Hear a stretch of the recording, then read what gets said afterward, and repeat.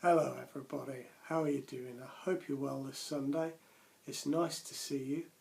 I wanted to start this week by talking about a couple of new Semogue brushes that I've got, and you might be able to see them in shot. I've got the Semogue 820 and the Semogue 610, and I've already talked about them a little bit on the Facebook group, but I think they are fabulous brushes, certainly very nice looking, and I really wanted to bring them to your attention. So I'm going to start with the 610, which is the smaller of the two.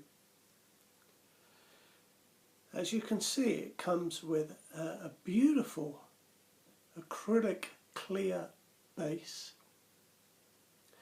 and if you can see, the base is slightly squared, and what that gives, and you can maybe see the facets here, it makes it really comfortable to hold. Now I'll give you the size of this.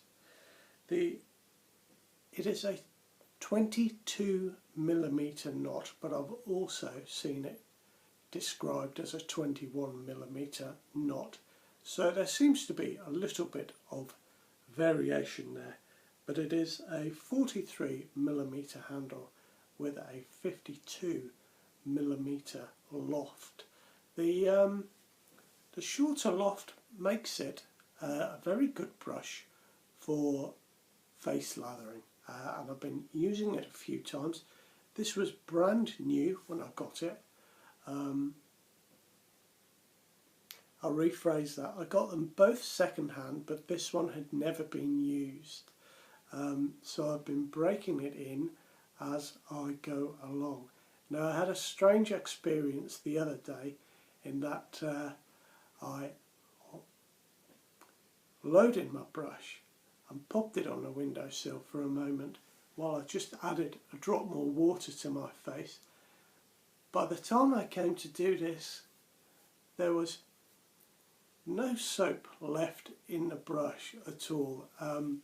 When I loaded the brush, you could see it was packed in here, but it just disappeared, which I know happens sometimes with Semogue brushes. Well, that's my experience anyway.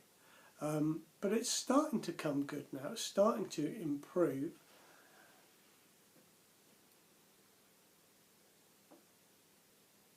The 820 is a slightly different shape. You can see from the base that it has a circular base, and the facets don't start till about halfway up the handle. Now there are 8 facets on this, so although it is a different shape, it is still an incredibly comfortable brush to hold. I really like these two brushes. This one has a longer loft of 55mm and a little bit longer handle, 47mm handle as opposed to the 43. But the knot is markedly different. It is a lot floppier, if you like, or there's a lot more give in the knot. Like all boar bristle brushes, they are, really solid when dry, but they soften up really beautifully once wet. Now I used this one last night, and I loaded it really heavily and did a face lather with it, and I must admit it was really good. So I did write on the Facebook group that I was having problems with the brushes. The lather just kept disappearing out of them, but it seems like that is going away. This one was used a few times before I got it, but I'll put them there next to each other. I think they're stunning brushes. Now the cheapest I've seen these in the UK, and they're not expensive, but the cheapest I've seen them were at shavingstation.co.uk, and they were £16 and £17 respectively, with the option for free postage. Now I think that's a really good deal, but I was lucky enough to get mine second hand, as I say, from the UK Wet Shaving Society buy-sell trade group, and I was lucky enough to get both of them for £13, delivered to my door for that price as well. So I've got two really lovely brushes. They look great. They look great on my bathroom shelf with my other brushes. Excuse me.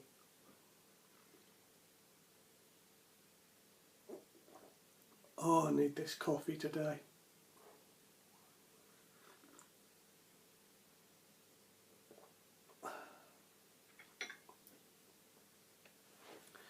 Now, I know I mentioned this briefly in my last shaving video, but Graham, aka Flash Boredom, has kindly loaned me 5 slant razors to use on the channel.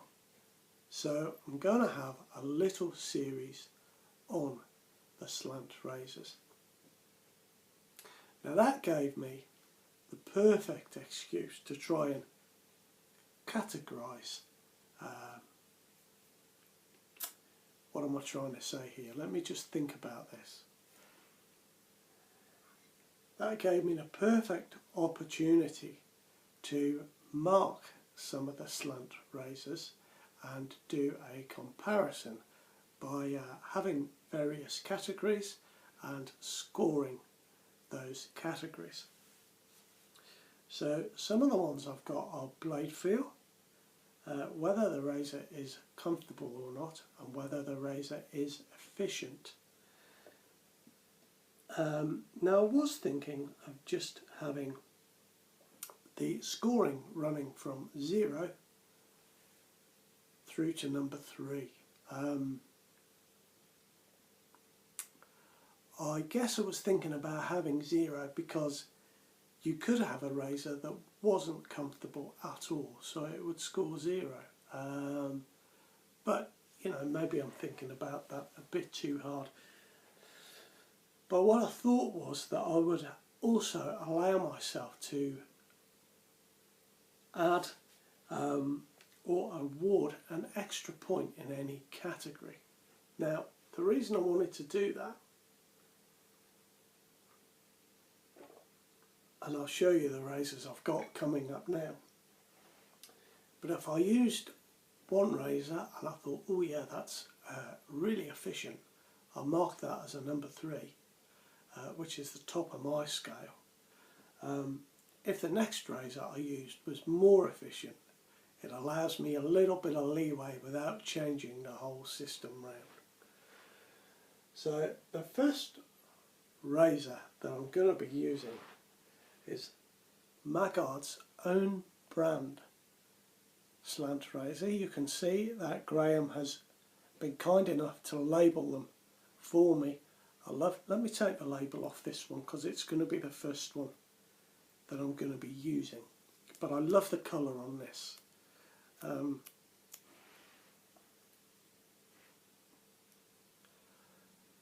There we are, can you see that? I love the colour on that. It's not a black, it's not a bronze, but it's somewhere in between. And you can see that the guard and the head, they're kind of torqued or twisted. Now I'm going to pop this on a handle because I think you'll be able to see the degree at which it slants even better. I wonder if slant razors are more efficient than your normal DE safety razor. I know that to my knowledge Gillette never did have a slant razor, but they talked a lot about using the Gillette Slide. There we are, that's the first razor that I'm going to be using in this little series. So for the next 5 weeks I'm going to be using a different slant razor each week. I thought that I would use the same brand of soap. So I'm going to use my Wickham's, I think, because I have lots of those. I think I'm going to use the same brush, although so long as I have good lather, I don't suppose that really makes a difference. But I'm going to be using the same razor blade. So really the only variable in this will be the slant heads themselves. Now, Graham has sent me 2 handles. And let me show you those. I'm not going to use these handles. The first one, they're both from Executive Shaving. The first one is this Braveheart handle. The knurling on this is super deep. It's a little bit sharp actually, but it's a stainless steel handle. It's quite heavy, and I feel that the weight of the handle unbalances some of the heads, because he sent me the heads just on their own to try and cut down on postage. And another handle he sent me is slightly longer, but it's another Executive Shaving handle. Now Graham finds this slippy, and as it's a long handle, I thought I'd just stay away from it because I prefer a shorter handle. So I'm going to be using my Moolah R106 handle, but I'll just pop this one on the next razor, which is the Razor Rock 37, styled on a German slant. Now, slant razors were very popular in Germany, and it is my impression that they didn't really take off anywhere else, but maybe you can see on this one it has got that sort of 45-degree slope coming off the head cap, and then it runs down into the curve of the slant razor. I'm really looking forward to that one. That's the number 2. The number 3 that I've got, and I'm going to put this, these are all a similar type of razor. They all have the twisted guard. And I'm just going to put this Braveheart handle on this. Number 3 is the Icon X3 slant razor. Now you'll notice that the pattern on the guard is different on both sides, and I wonder if there is a difference between the two sides in terms of the shave, in terms of comfort or aggression, or however you want to term it. So I'm looking forward to trying this one out. That's number 3. Number 4 is slightly different. It is based on the old Walbush vintage slant razor. I know PAA did one of a similar design, which I have used and I have owned, and I'd forgotten about it. I did say a while ago that I didn't think I'd used a slant razor, but I have, and it was a similar design to this one. And you can see that there is an actual proper slant from the handle here, but the guard and the head cap are pretty much flat. The difference in this razor is this sort of higher end at one end of the head, and you can see the mark on there. The 2 lines are meant to line up. The cap will only fit on the guard one way around, so a slightly different one. And I think with this one, if if you use it that way you can't see very well, but I think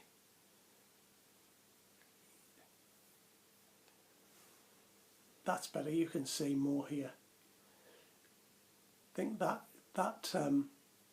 angle there is meant to sit on your skin, but obviously if you turn it around you don't get to see that quite so much. So I know with the PAA one, you'll forgive me, I can't remember its name, it's just gone out of my head. I didn't get on with it. It was a good shave, but I didn't feel that it was particularly easy or intuitive to use. Now whether that one will prove the same, we'll have to see.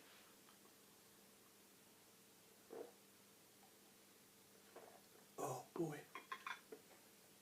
Now the last one that Graham sent me is a Bakelite razor, and it is the PAA Open Comb Bakelite Slant Razor. It is obviously starred heavily on the Merkur 45 in the handle, certainly.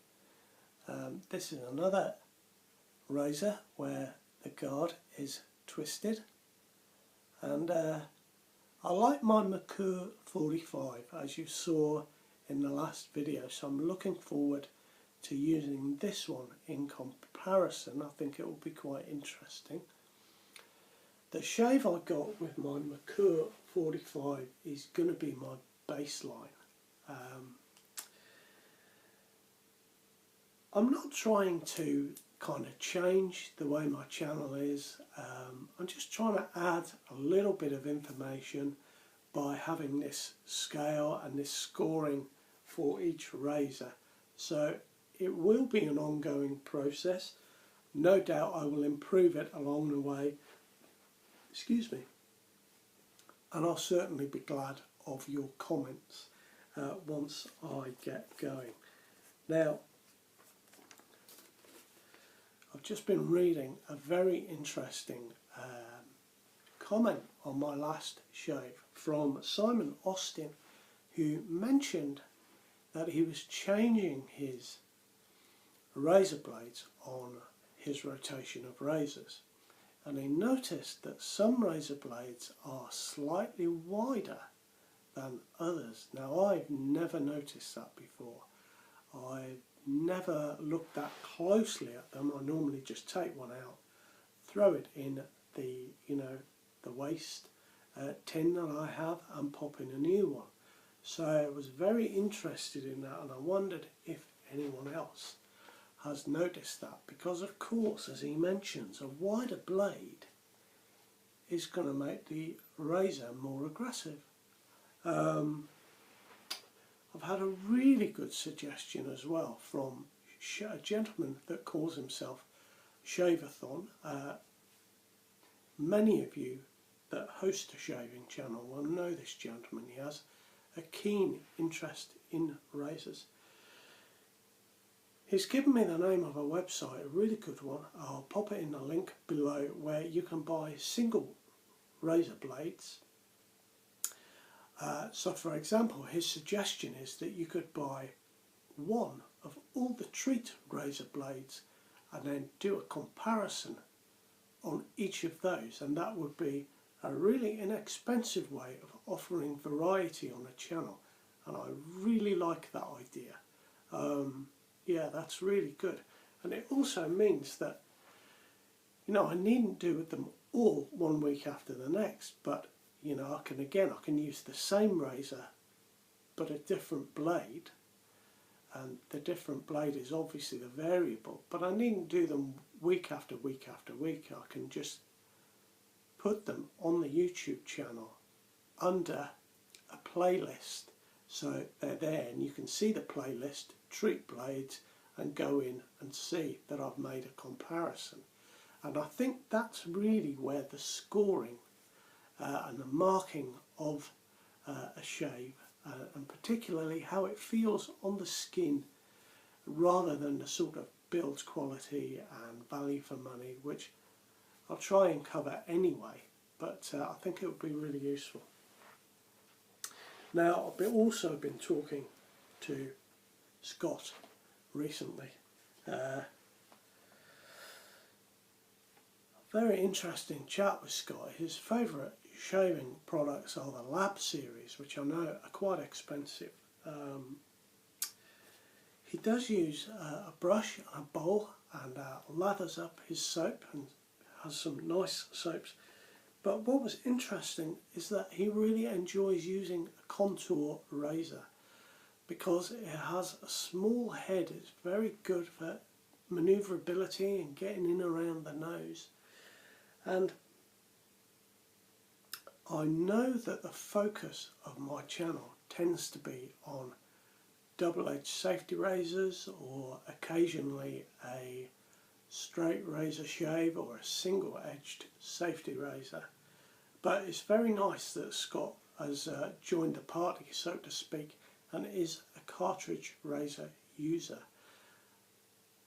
The title of the channel is Friendship Shaving after all, and I may start putting in the odd shave with some of these old cartridge razors. And on that note, I wondered if any of you guys in the UK, because outside of the UK I think the postage would be expensive,